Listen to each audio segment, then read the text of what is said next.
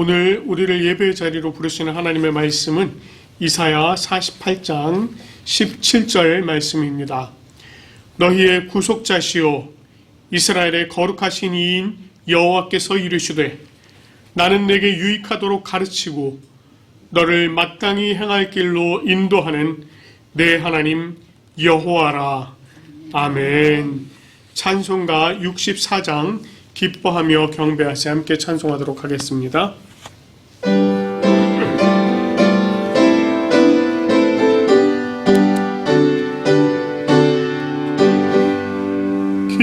기뻐하며 경배하세 영광의 주 하나님 주 앞에서 우리 마음 피어나는 꽃 같아 죄와 슬픔 사라지고 의심 구름 거치니 변함없는 기쁨의 주 밝은 빛을 주시네.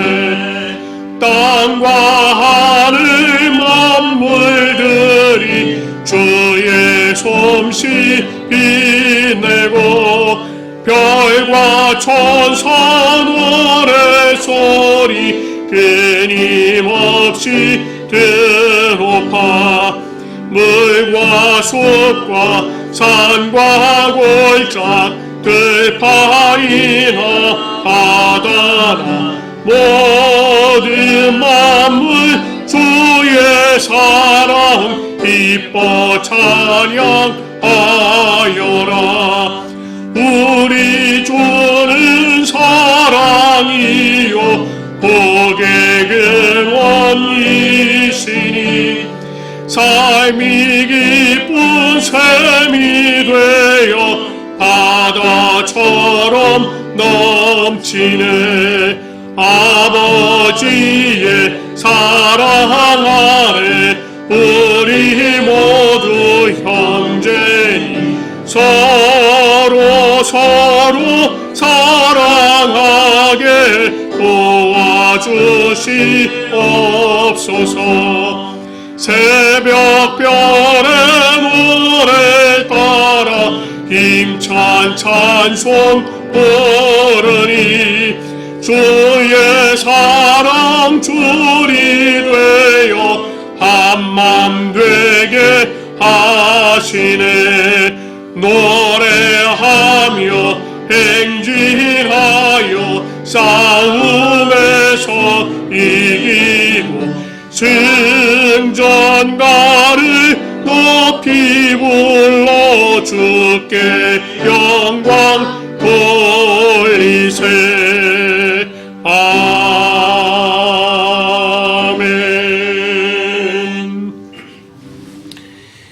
이 시간에 참회 기도 드리도록 하겠습니다. 우리 지난 한 주간의 삶을 돌아보면서 하나님 앞에 범한 죄와 허물을 각자 자신의 입으로 직접 고백하며 주님께서 용서해 주시기를 기도하시기 바랍니다. 우리 함께 기도하겠습니다.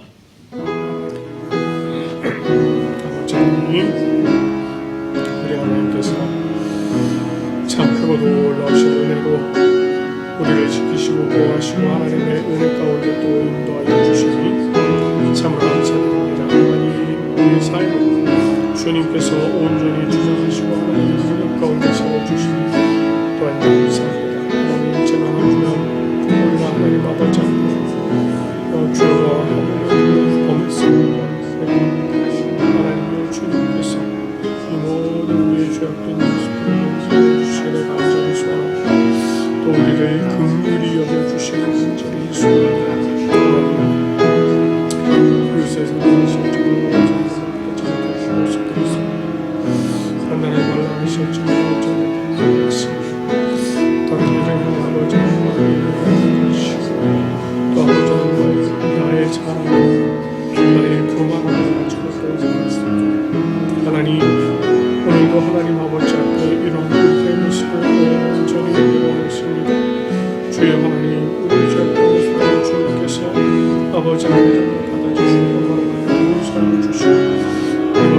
인도하신 주님의 은혜 가운데 다시 세워줄 수 있도록 하나님 은혜를 베풀어 주시옵소서. 아버지 하나님께서 주시는 은혜를 주시옵소서. 또 인도해 주시는 것을 하나님의 은혜를 주시옵소서.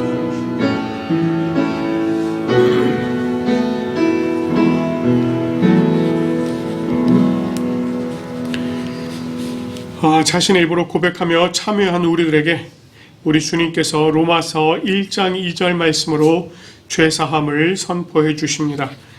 그러므로 이제 그리스도 예수 안에 있는 자에게는 결코 정죄함이 없나니 이는 그리스도 예수 안에 있는 생명의 성령의 법이 죄와 사망의 법에서 너를 해방하였음이라.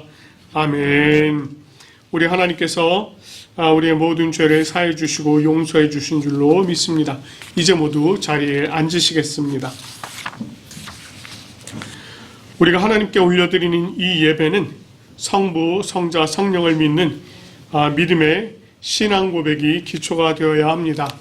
오늘 이 시간에 니케아 콘스탄티노폴리스 신조로 우리의 신앙을 함께 고백하며 나가도록 하겠습니다. 우리는 한 분 하나님 아버지께서 전능하시며 하늘과 땅, 보이는 것과 보이지 않는 모든 것을 창조하신 것을 믿습니다. 그리고 한 분 주 예수 그리스도를 믿습니다.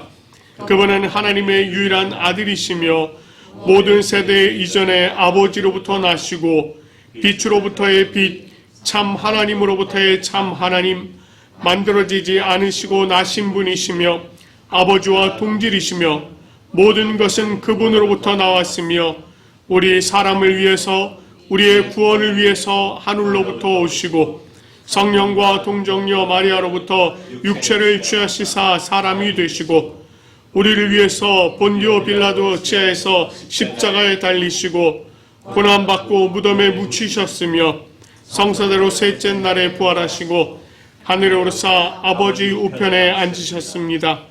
그리고 그분은 영광 가운데서 산자와 죽은 자를 심판하시기 위하여 다시 오십니다. 그 나라는 결코 끝남이 없습니다. 그리고 성령을 믿습니다. 그분은 주가 되시며 생명을 주시고 아버지로부터 나오시며 성부와 성자와 함께 예배를 받으시고 함께 영광을 받으시며 선지자를 통하여 말씀하십니다. 우리는 하나의 거룩한 보편적이며 사도적인 교회를 믿습니다. 우리는 죄 용서를 위한 유일한 세례를 고백합니다. 우리는 죽은 자의 부활과 오는 자 생명을 대망합니다. 아멘. 오늘 우리가 함께 교독할 말씀 교독문 125번 사순절 2번 말씀이 되겠습니다.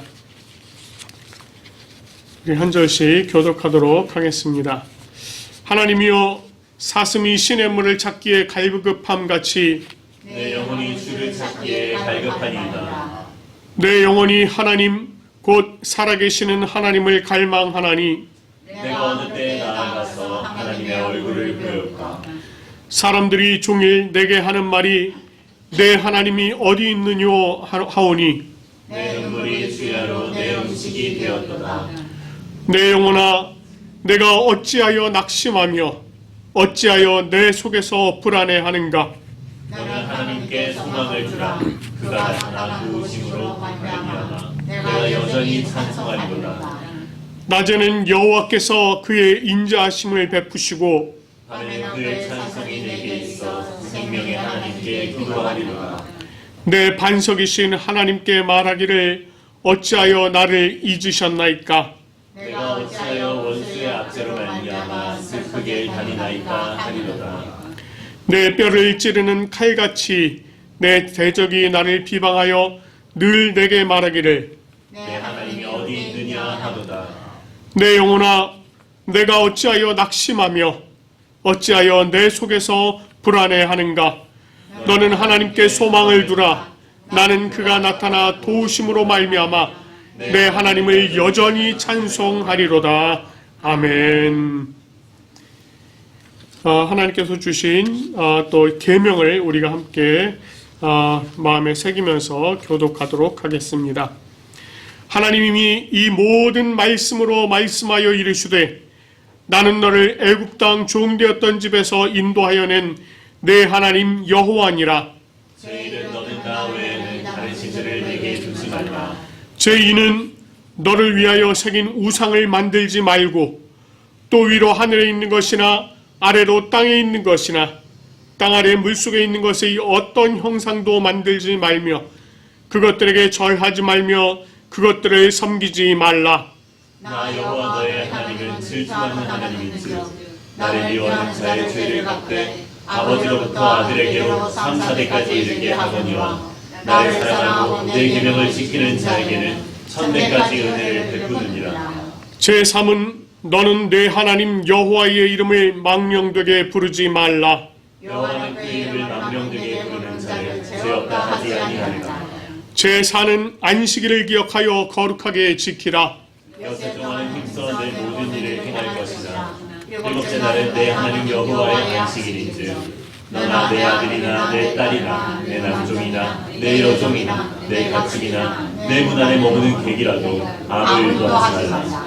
이는 여세 동안에 나 여호와가 하늘과 땅과 바다와 그 가운데 모든 것을 만들고 일곱째 날에 쉬었습니다. 그러므로 나 여호와가 안식일을 복되게 하여 그날을 거룩하게 하였느니라. 제5는 내 부모를 공경하라. 그리하면 내 하나님 여호와가 내게 준 땅에서 내 생명이 길리라. 제6은 살인하지 말라. 제7은 가늠하지 말라. 제8은 도둑질하지 말라. 제9는 내 이웃에 대하여 거짓 증거하지 말라. 제10은 내 이웃의 집을 탐내지 말라. 내 이웃의 아내나 그의 남종이나 그의 여종이나 그의 소나 그의 나귀나 무릇 내 이웃의 소유를 탐내지 말라. 아멘. 우리 이 시간에는 성령을 구하는 기도 함께 올려드리도록 하겠습니다. 하나님 아버지, 오늘 하나님께서 저희들에게 귀하고 아름다운 주일을 허락하여 주시니 참으로 감사드립니다. 하나님, 우리가 이 자리에 어떤 마음으로 나왔든지 하나님 앞에 온전히 우리 자신을 내어놓을 수 있도록 인도하여 주시고 우리 자신을 정말 주님께서 기뻐하시는 산제물로 내어드릴 수 있는 그러한 주일 예배 되어질 수 있도록 인도하여 주시옵소서. 그리하여서 참으로 성령 하나님께서 베풀어 주시는 그 은혜와 능력 가운데에 아버지 하나님, 우리가 다시금 세워질 수 있도록 도와주시고 또 주님의 은혜로 우리가 새로워질 수 있도록 인도하여 주시옵소서. 성령 하나님, 특별히 오늘 이 자리 가운데 함께하여 주시니 감사드립니다. 하나님의 말씀을 또 조명하여 주시고 우리로 하여금 그 말씀의 깊은 뜻을 깨달아 알 수 있도록 성령 하나님 도와주시옵소서. 또한 우리의 마음의 문을 열어주시고 성령 하나님께서 부어주시는 능력으로 이 말씀을 또한 우리가 기쁨으로 경청하며 이 말씀을 따라서 우리가 또 새로운 한 주간을 살아갈 수 있도록 인도하여 주시옵소서. 성령의 온전하신 도움을 구하며 감사드리며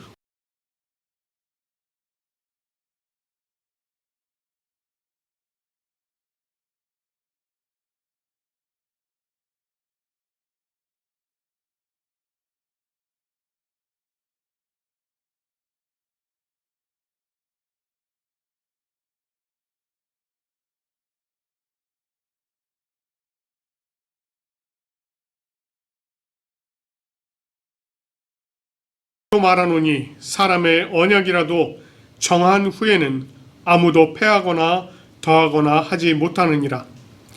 이 약속들을 아브라함과 그 자손에게 말씀하신 것인데 여럿을 가리켜 그 자손들이라 하지 아니하시고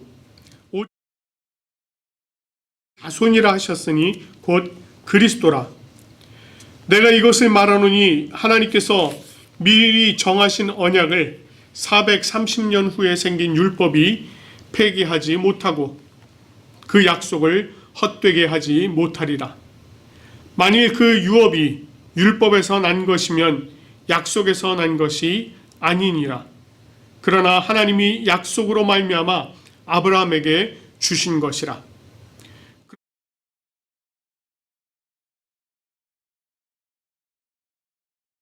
하여 한 중보자의 손으로 베푸신 것인데 약속하신 자손이 오시기까지 있습니다.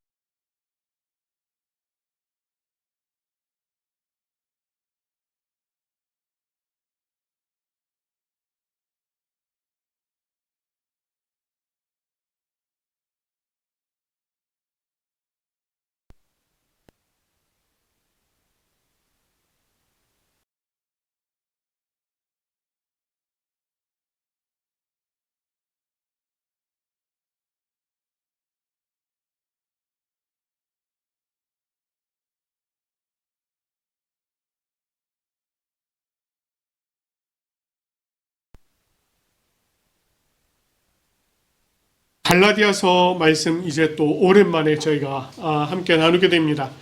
저희가 이제 3장 14절까지 쭉 나누면서 볼 때에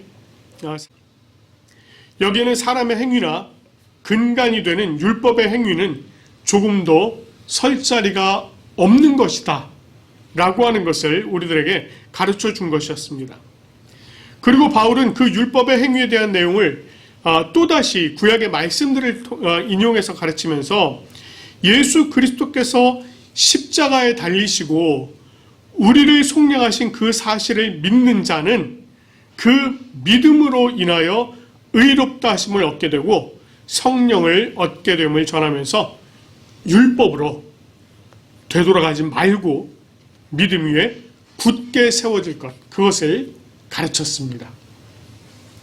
자, 그리고 오늘 본문 말씀 15절 말씀을 보면 사람의 언약이라도 정한 후에는 아무도 패하거나 더하지 못한다, 이렇게 지금 이야기를 하고 있습니다. 여기서 지금 언약이라고 되어 있는데 요 말의 본래의 뜻은요, 유언 또는 유언장이라는 뜻입니다. 그런데 이 말씀을 구약의 말씀을 헬라어로 번역한 그 70인역, 여기서는 주로 이것을 언약으로 번역을 하고 있습니다. 사실 잘 아시다시피 유언, 유언장 이러면 이 말을 남긴 사람이 죽은 후에야 그게 효력이 있지 않습니까? 그러면 하나님의 말씀이 언약이면은, 참 유언이면은 하나님이 돌아가셨다는 얘기냐? 그런 얘기는 아니고요. 그런 얘기는 아니고, 이 유언이라고 하는 것이, 사람의 입으로 전해진 유언이라고 하는 것이 그만큼 효력이 있다면 하나님의 말씀은 그것보다 더한 효력이 있다라고 하는 것을 강조하기 위한 표현입니다. 예. 그래서 이 언약이라고 하는 것은요, 변하거나 바뀔 수 없는 것이라고 하는 의미가 굉장히 큽니다. 사실은 절대 불변, 이렇게 얘기를 하는 게 오히려 더 나을 것입니다. 그래서 15절 하반절에도요, 뭐라고 얘기하느냐면 아무도 패하거나 더하거나 하지 못한다, 이렇게 이야기하고 있습니다. 이처럼 이 하나님의 약속을 언약으로 표현한 것은 살아계신 하나님의 약속이 그 무엇과도 비교할 수 없을 만큼 견고하여 조금도 변하거나 바뀔 수 없는 절대적인 것이다 라고 하는 걸 이렇게 강조를 하고 있는 것입니다. 그리고 이어서 또 뭐라고 얘기하냐면 이 약속들은 이라고 얘기하는데, 여기서 약속이라고 하는 것은 앞에서 얘기한 그 언약이라는 단어와는 좀 다른 단어를 쓰고 있습니다. 그래서 요거는 진짜 말 그대로 우리 손가락 걸고 하는 약속, 이거를 얘기해요. 그런데 이 약속을 신약에서는 또 주로 하나님의 약속을 표현할 때 사용하고 있는 단어가 바로 이 약속이라고 하는 단어입니다. 그래서 구약에서 이야기하고 있는 언약과 신약에서 이야기하고 있는 이 약속이 사실은 같은 의미를 갖는다, 이렇게 생각을 하셔도 크게 다르지 않습니다. 창세기 말씀을 보면 바울은 이 약속들이 뭐라고 얘기하냐면, 바울은 이 약속들이 아브라함과 자손들에게 하신 말씀하신 것인데 여럿을 가리킨 것이 아니라 오직 한 사람, 즉 그리스도를 가리켜 한 말이다, 이렇게 얘기합니다. 창세기 말씀을 보면은요, 하나님께서 아브라함과 이삭과 야곱에게 약속을 하실 때요, 내가 내게 자손을 주리라, 이렇게 얘기하세요. 하늘의 별과 같은 자손을 주리라. 실제로 구약의 말씀들을 찾아보면 이 자손이라고 하는 단어가 전부 다 단수로 되어 있습니다. 실제로 단수로 되어 있어요. 그래서 이 자손이라고 하는 단어가 구약에서는 우리 왜 씨앗 있죠, 씨앗. 씨, 이렇게 표현이 되어 있습니다. 근데 다 단수로 표현이 되어 있습니다. 그렇다고 이게 반드시 단수를 이야기하는 것일까요? 그러니까 그냥 단순히 한 사람, 뭐 이거를 얘기하는 걸까 하는 것입니다. 사실 이런 표현들이 있죠. 대표명사라고 하죠. 대표명사. 그러니까 복수의 여러 것을 그냥 단수로 딱 표현하는 경우, 이제 이런 경우예요. 예를 들어서 요즘 이제 귤이 많이 나올 철이니까 귤이 맛있다, 이렇게 얘기를 합니다. 우리가 표현할 때 귤들이 맛있다 이렇게 얘기를 안 하고 귤이 맛있다 이렇게 얘기를 해요. 이거는 일반적인 모든 귤을 얘기하는 거예요. 그러나 우리가 표현할 때는 대표적인 대표명사 하나만 딱 표현을 해서 귤이 맛있다, 이렇게 지금 이야기를 하는 것입니다. 마찬가지로 바울도 그랬다는 것입니다. 바울도 대표명사로 그냥 자손, 이렇게 그냥 표현했다는 겁니다. 바울이 원래 히브리인이었잖아요. 바리새인 중에 바리새인이었고요. 당대 석학인 가말리엘 아래에서 배웠던 사람입니다. 그런 사람이 하나님의 말씀을 보면서 자손이라고 하는 단수로 쓰여진 것이 자손들을 이야기하는 것이 아닐까라고 하는 것을 몰랐을 리가 없다는 거죠. 하나님께서 분명히 말씀하실 때 내게 자손을 주겠다라고 말씀하셨지만 그것은 한 사람을 이야기하는 것이 아니라 사실은 하늘의 별과 같이 많은 자손을 주겠다라고 하는, 굉장히 많은 자손을 주겠다라고 하는 그런 표현이었던 것입니다.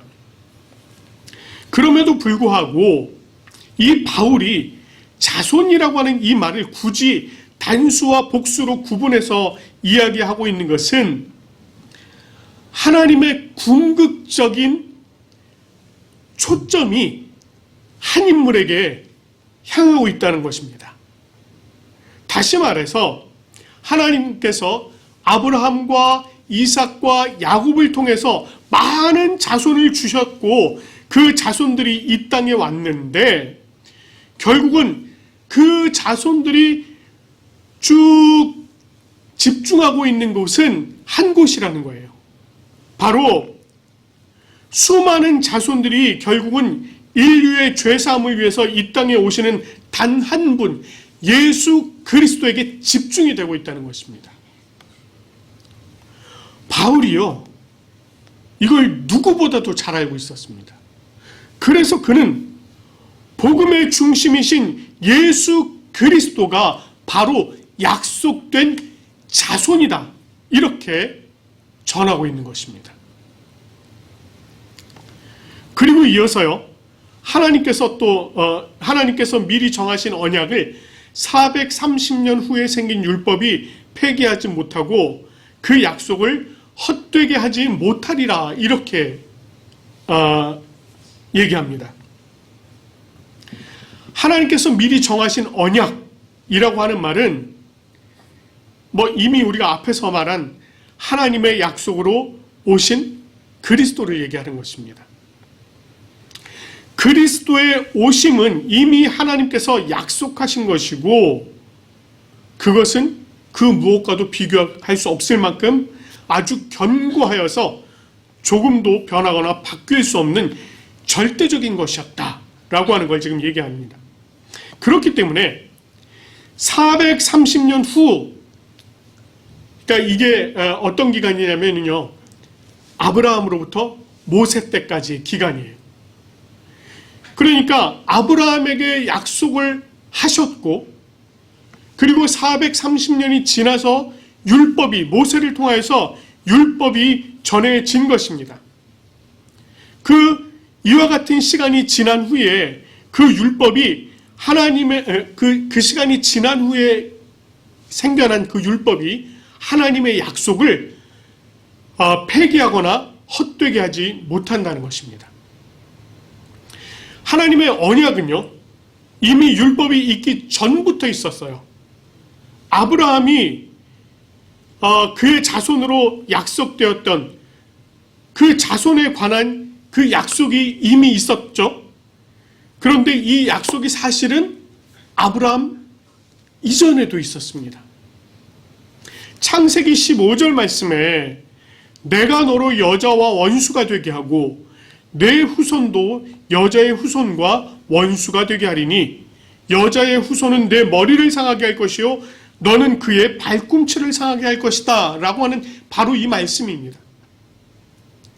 하나님의 아들이 이 땅에 오시면 그 아들이 사탄의 머리를 밟을 거라는 거예요. 그리고 그 사탄의 머리는 끊임없이 발버둥 치면서 그 발 뒤꿈치를 상하게 할 것이다 라고 하는 것입니다. 어쨌든 이 사탄의 머리를 밟을 그 하나님의 아들을 미리 약속을 해주신 것입니다. 그리고 그 약속을 아브라함 때에 와서 아브라함과 언약으로 그 약속을 완전히 맺으세요. 그러니 이 하나님의 언약이라고 하는 것은 사실상 영원한 것입니다. 아브라함 이전부터 있었던 약속, 그리고 그 약속을 아브라함에게 확실히 언약하시고, 그리고 그 중간에 율법이 왔지만 그러나 그 약속은 계속 이어졌다는 것입니다. 그래서 이 율법이라고 하는 것이 사실은 이 하나님의 약속이라고 하는 그 넓은 그 포괄적인 언약 안에 율법이 중간에 딱 끼어들어서 자리를 했던 것입니다. 그렇다고 해서 이 율법으로 말미암아 하나님의 약속이 조금이라도 변하지 않았고 아브라함에게 주신 약속이 그대로 유효했다는 것이에요. 그러면 율법이 왜 주어졌을까요? 왜? 그것을 19절 말씀에서 뭐라고 얘기합니까? 범법함으로 더해진 것이다 이렇게 얘기합니다. 여기서 우리말로는 그냥 범법함으로 이렇게 번역이 되어 있는데 사실은 이거 조금 더 이렇게 자세하게 그냥 표현하자면 범하다 이런 뜻이에요. 범하다. 그런 얘기 들어보신 적 있나요?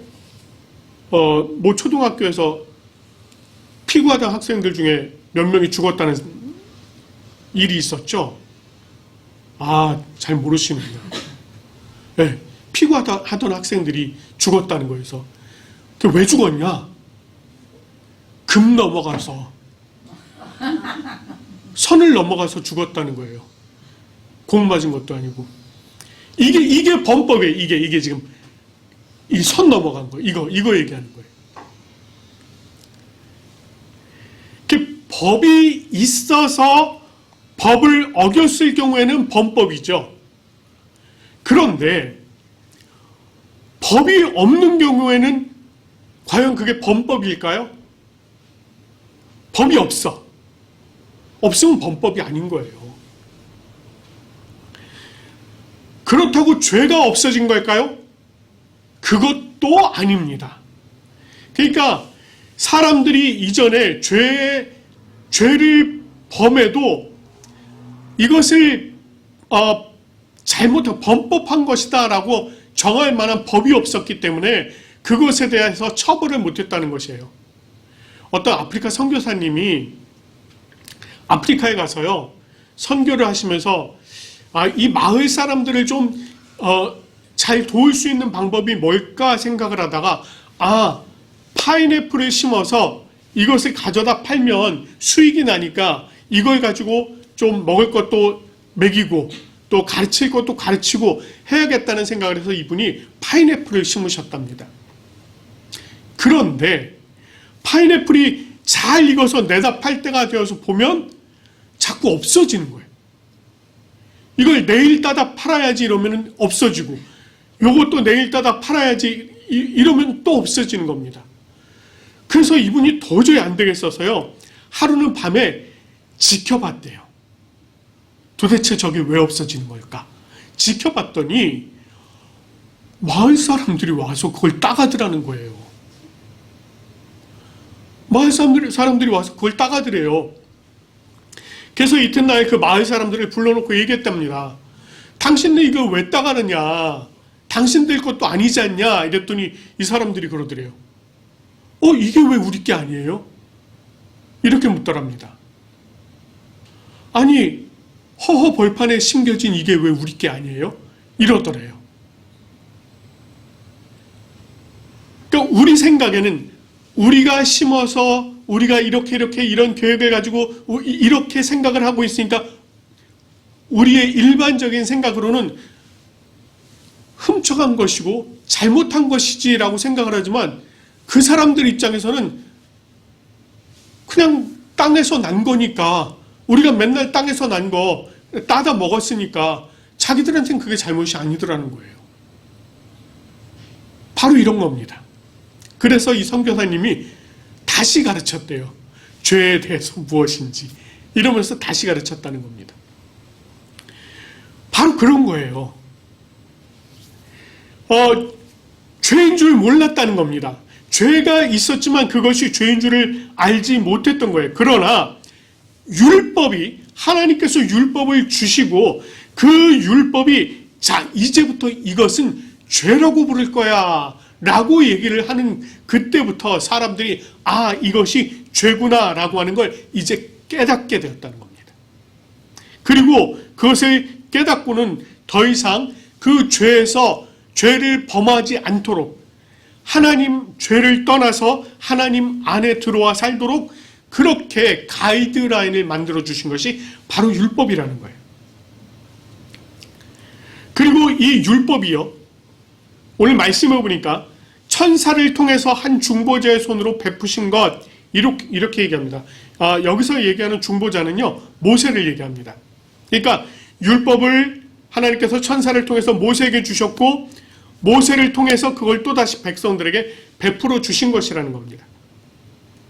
그런데 이렇게 전해진 율법에 한 가지 특징이 있는데 그것이 뭐냐면 자손이 오시기까지 있을 것이라는 거예요.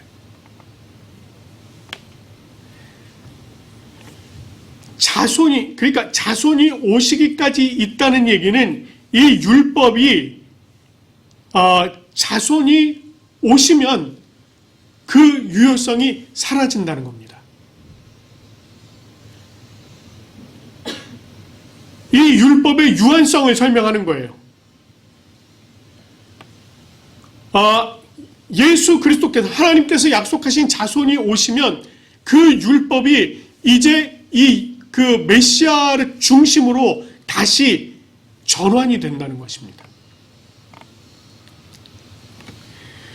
이것은 이 율법의 유한성을 설명하면서 율법을 받아 전달한 중보자에 대해서 말하기를 그는 한편을 위한 자가 아니다 이렇게 얘기합니다.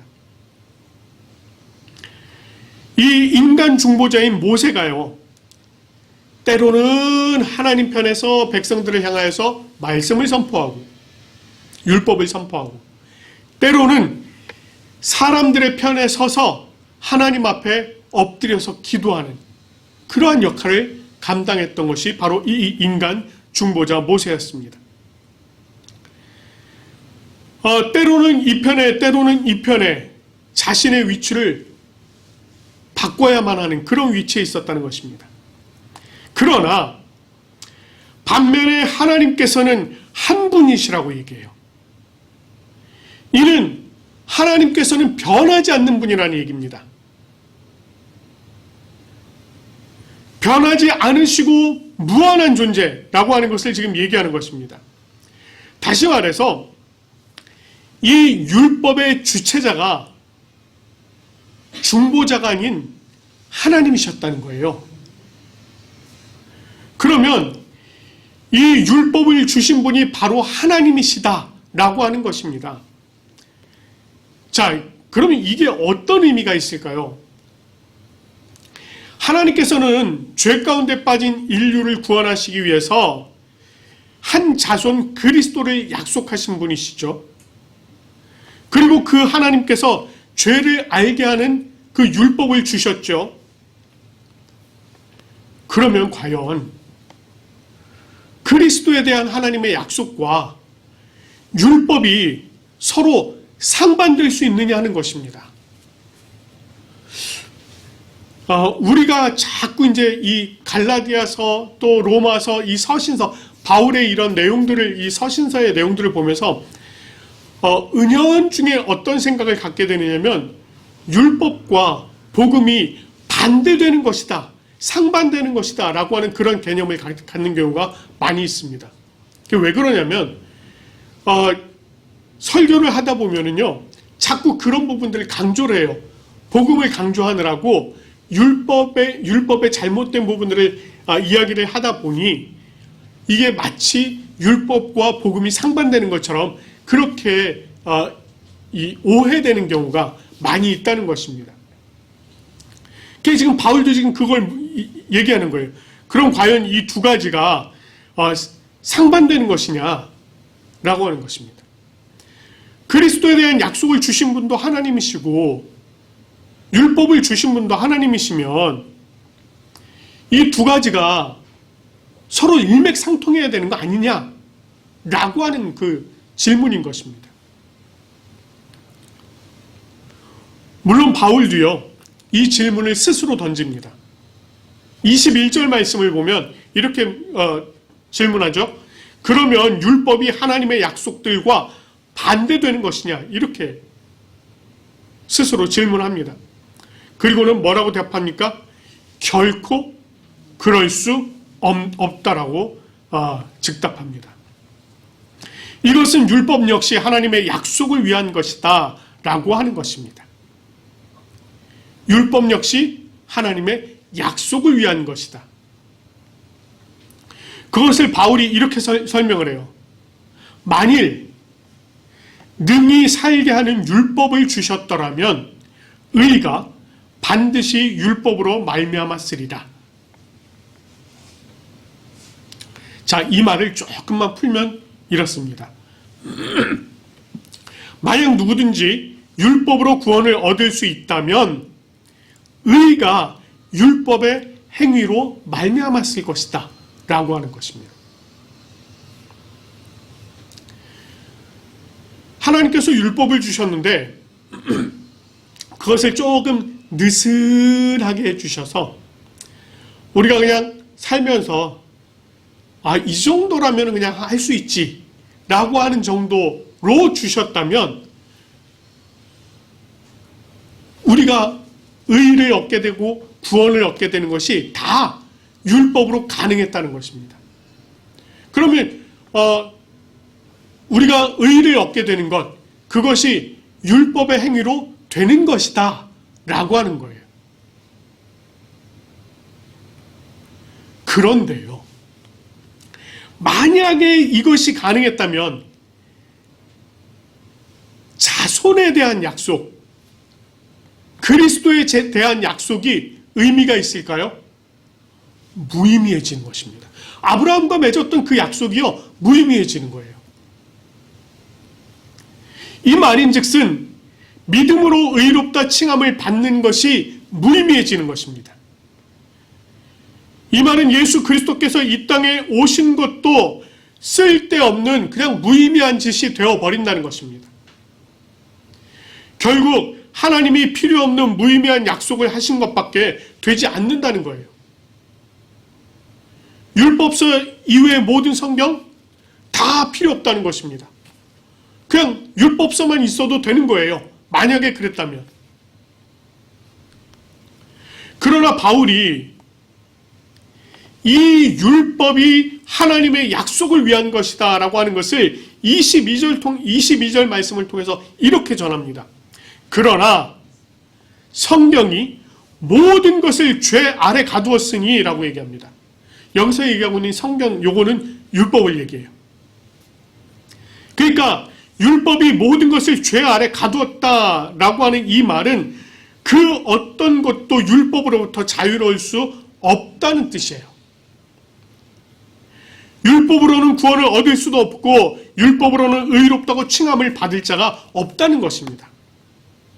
그렇기 때문에 율법은 인간으로 하여금 자신이 죄인이며 구원받을 수 없는 존재라는 것을 깨닫게 합니다.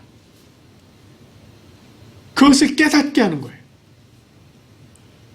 그리고 구원의 주체이신 예수 그리스도께 나아갈 길잡이 역할을 해주는 것입니다. 그래서 바울은요, 24절 말씀을 통해서 율법이 우리를 그리스도께로 인도하는 초등교사가 된다라고 저희가 이제 다음 주에 살펴볼 말씀인데, 다음 달에 살펴볼 말씀인데, 초등교사가 된다. 옛날에는 몽학선생이라고 그렇게 표현되어 있었죠. 네. 초등교사가 된다라고 그렇게 가르치는 것입니다. 그리고 예수 그리스도를 믿음으로 말미암는 약속을 믿는 자들에게 이 하나님의 약속의 유업, 즉 구원을 베풀어 주시겠다라고 이야기하는 것입니다. 바울은요, 하나님의 약속, 이미 창세기에 주셨던 말씀, 또 아브라함에게 하셨던 이 자손에 대한 약속, 이 약속을 하셨는데 이 약속은 무한하고 그 무엇도 그 약속을 바꾸거나 변질시키거나 폐기할 수 없다고 얘기했습니다. 그리고 마침내 그 약속이 약속의 자손 그리스도께서 이 땅에 오심으로 실현이 되었습니다. 엄연한 사실이에요. 율법은 모든 것을 죄 아래 가두었으나 약속의 자손 예수 그리스도께서는 그 약속을 믿는 자들, 예수 그리스도를 믿는 자들의 죄 사슬을 끊어주시고 그들을 구원의 길로 인도해 주셨습니다. 우리가 오늘 죄사함을 받고 하나님의 자녀로 살아가는 것, 이것이 우리가 율법을 열심히 지켰기 때문일까요? 우리가 구원을 위해서 힘써서 막 열심히 일한 것 있습니까? 내가 이것을 정말 잘해서 구원을 얻어야지, 이런 거 있어요? 우리가 의롭다 칭함을 받는 것이 우리가 실제로 의인으로 살아서 그렇습니까? 지금 여기 계신 여러분들 중에 나는 진짜 의인이다, 손 자신 있게 들 사람이 있습니까? 만약에 율법의 기준으로 의롭게 되고 구원을 얻고 하나님의 자녀가 된다고 한다면 이 중에 있는 사람들 중에요, 그 율법의 기준을 넘을 수 있는 사람은 한 사람도 없었을 것입니다. 그러나 하나님께서 우리를 사랑하셔서 이미 율법이 있기도 전에 그리스도를 약속해 주셨고 그 약속을 따라서 아들을 이 땅에 보내주셨습니다. 그리고 우리로 하여금 그 약속하신 자손 예수 그리스도를 믿게 하심으로 우리가 하나님의 자녀가 되어서 살아갈 수 있도록 인도해 주신 것입니다. 우리가 이번 한 주간도 그렇게 이것을 좀 기억하면서 살았으면 좋겠습니다.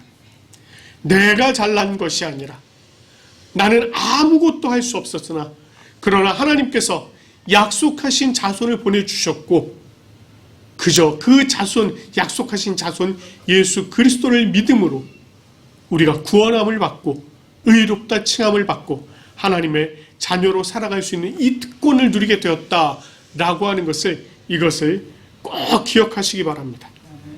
그래서 이 은혜 가운데 늘 감사하며 주님과 늘 동행하는 은혜가 충만하시기를 간절히 축원합니다. 우리 이 시간에요, 우리는 참 주님의 사랑에 매인 바 된 자들입니다. 오직 주의 사랑에 매여 내 영 기뻐 노래합니다. 함께 찬양하도록 하겠습니다.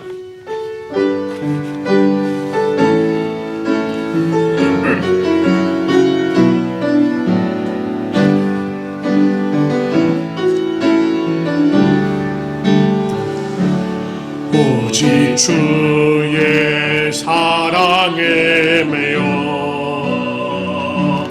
내 영 기뻐 노래합니다.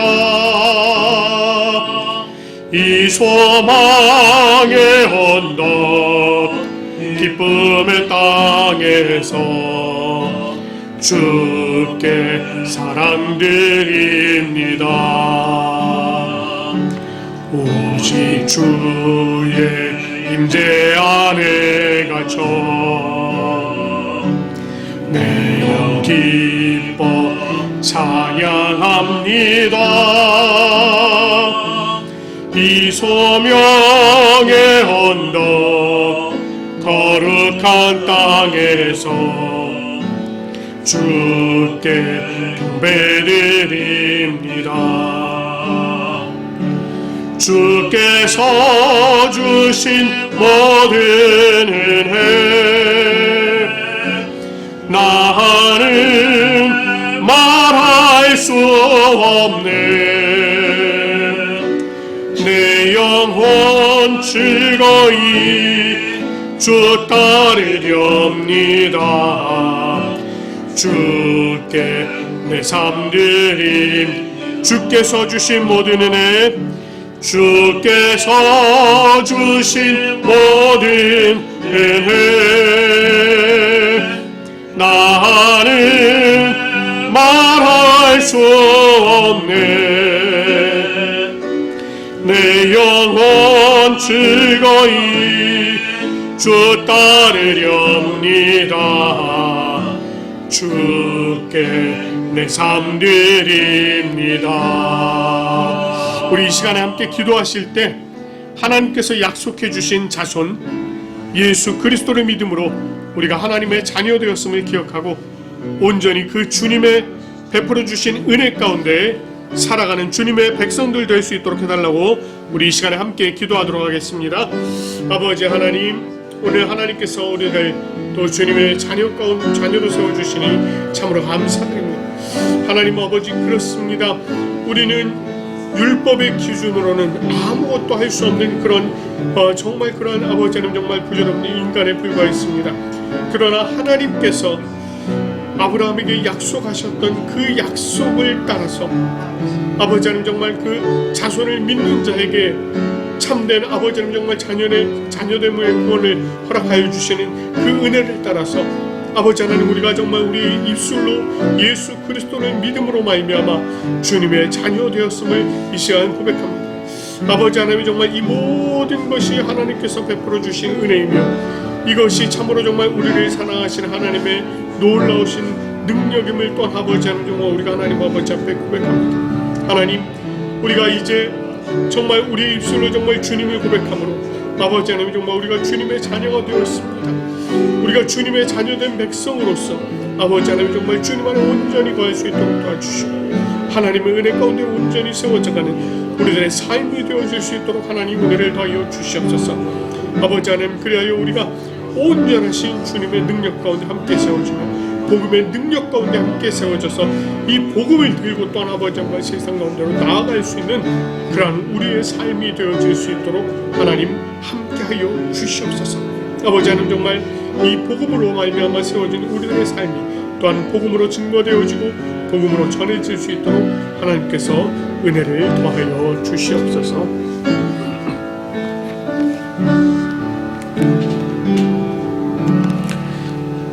하나님 아버지, 참으로 감사드립니다. 우리 하나님께서 아브라함에게 약속하셨던 그 약속의 자손을 이 땅 가운데 보내주시고 우리가 그 약속의 자손 예수 그리스도를 믿음으로 말미암아 우리가 의롭다 칭함받게 인도하여 주시니 참으로 감사드립니다. 율법으로는 구원함을 받을 수 없고 율법으로는 의롭다 칭함을 받을 수 없는 우리들을 아버지 하나님께서 약속해 주신 그 예수 그리스도로 구원받게 하시고 의롭다 칭함받게 하신 그 은혜를 따라서 아버지 하나님, 우리가 오늘도 또다시 주님 안에 감사하며 예수 그리스도와 동행하는 우리의 모습들 되어질 수 있도록 인도하여 주시옵소서. 아버지 하나님, 우리의 삶이 온전히 예수 그리스도 중심의 삶이 되어지길 원합니다. 우리가 예수 그리스도의 생명으로 살고 예수 그리스도의 마음으로 사랑하며 섬기고 또 예수 그리스도의 복음을 증거하는 우리의 삶이 되어질 수 있도록 인도하여 주시옵소서. 하나님의 자녀된 자로 거저주신 이 생명을 가지고 값없이 주신 그 놀라우신 은혜를 가지고 우리가 또다시 또 세상 가운데 나아가 이 복음을 증거하며 살아가는 우리의 삶이 되어지도록 인도하여 주시옵소서. 항상 우리가 이 복음 가운데 있음을 잊지 않게 하시고 예수 그리스도를 믿는 믿음이 우리 안에 더욱더 굳건해져 갈 수 있도록 인도하여 주시옵소서. 아버지 하나님, 오늘 이 아침에 이 예배 자리에 참여한 하나님의 백성들 주님께서 기쁘게 받아주시고 이들을 품어 주시옵소서. 하나님의 놀라우신 은혜로 항상 채워 주시옵소서. 하나님, 이 자리를 너무너무 사모하지만 또 여러 가지 사정으로 인하여 이 자리에 나오지 못한 백성들이 있습니다. 주님께서 그들 찾아가 주시고 아버지 하나님, 정말 동일한 은혜로 베풀어 주셔서 그들의 삶을 온전히 주님 안에 세워갈 수 있는 놀라운 은혜를 베풀어 주시옵소서. 아버지 하나님, 이제 이번 한 주간도 우리가 하나님의 능력으로 살기 원합니다. 주님의 말씀으로 살기 원하고 또 이 복음의 능력으로 살기 원합니다. 주님께서 우리와 동행하여 주시며 성령 하나님의 은혜 가운데 우리가 매일매일을 살아갈 수 있도록 인도하여 주시옵소서. 지난주일 우리의 삶을 아버지 하나님 앞에 늘 감사함으로 하나님 앞에 구별하여 또 드린 손길들이 있습니다. 주일헌금으로 11조로 감사헌금으로 건축헌금으로 또 어린이 헌금으로 선교헌금으로 아버지 하나님 앞에 올려드린 그 모든 헌금들 주님께서 기쁘게 받아주시고 또 이것이 쓰이는 것마다 아버지 하나님의 놀라우신 은혜가 넘쳐날 수 있도록 하나님 함께 하시고 특별히 우리 성도들 정말 하나님 앞에 올려드린 손길을 기억하여 주시며 더 많은 것으로 채워주시는 놀라운 은혜를 경험토록 인도하여 주시옵소서. 우리 하나님께서 베풀어 주신 모든 것을 감사드리며 우리 주 예수 그리스도의 이름으로 기도드립니다. 아멘. 이제 찬송가 90장 우리 함께 찬송하시면서 감사의 자리로 나가도록 하겠습니다.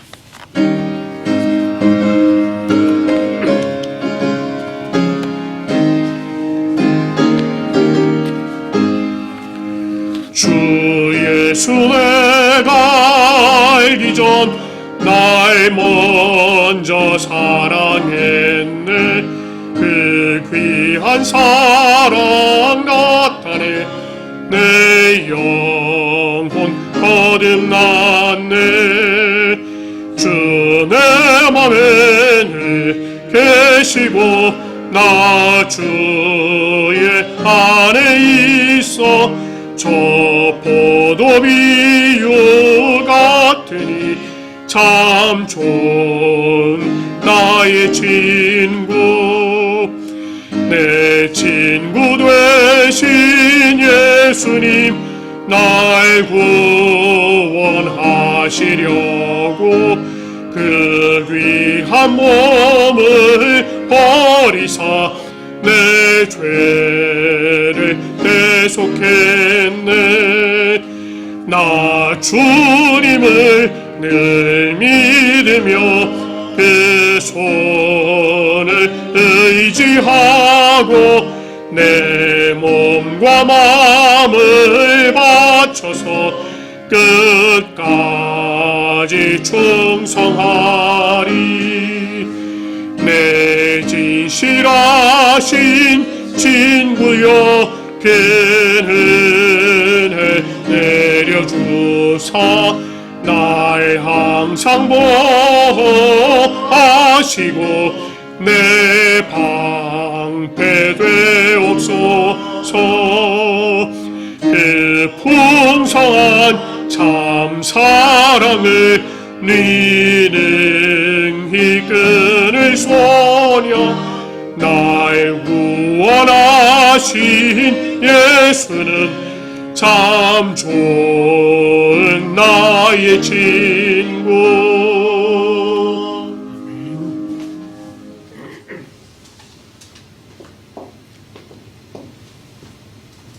기도드리겠습니다.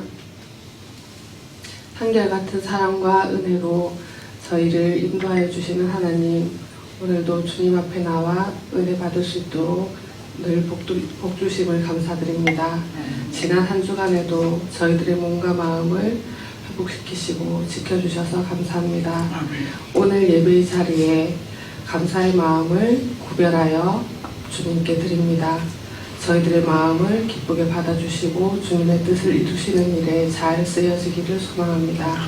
언제나 저희들을 놓치지 않으시는 주님, 한 주간도 온전히 주님을 섬기며 살아갈 수 있도록 주님께서 이끌어 주시옵소서. 예수님의 이름으로 기도드립니다. 아멘. 이제 찬송가 635장 하늘에 계신 아버지 부르신 후에 가정과 자녀를 위한 기도를 하고 축복 기도하도록 하겠습니다.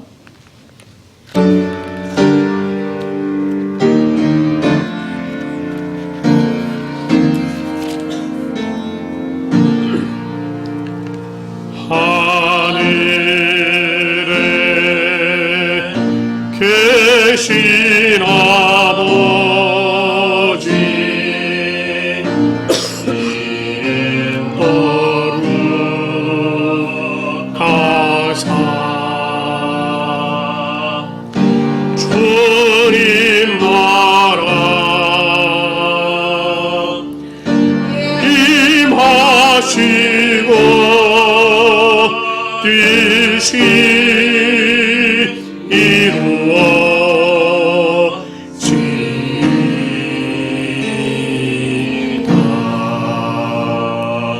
일용할 양식 주시고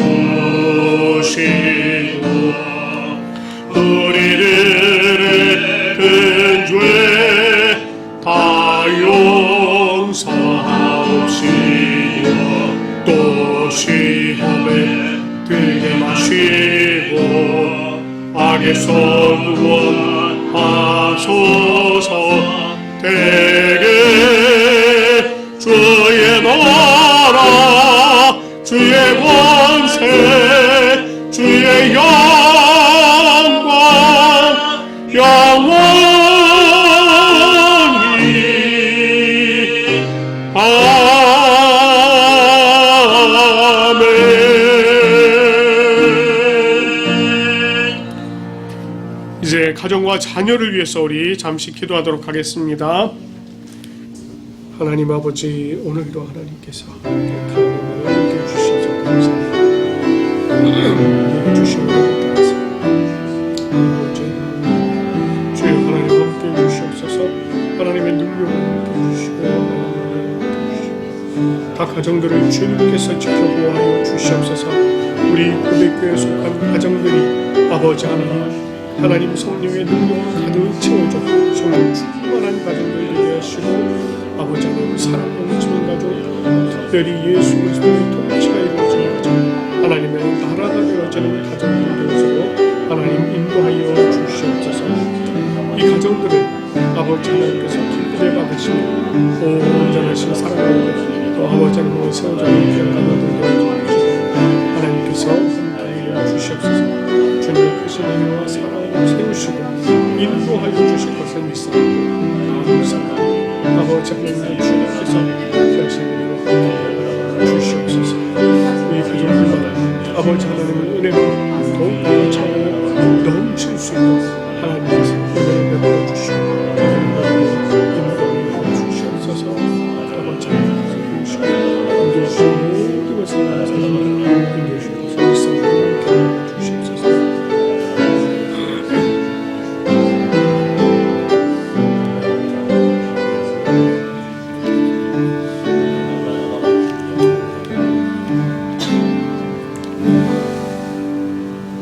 주 예수 그리스도의 은혜와 하나님 아버지의 사랑과 성령님의 교통하심이 주님 품에 거하는 우리 부산고백교회 모든 성도들 위해, 그리고 이 예배를 기뻐함으로 참여한 모든 성도들 위해, 그리고 하나님께서 약속하신 자손 예수 그리스도를 믿는 우리 모든 성도들 위해 지금부터 영원토록 함께 하시기를 간절히 축원하옵나이다.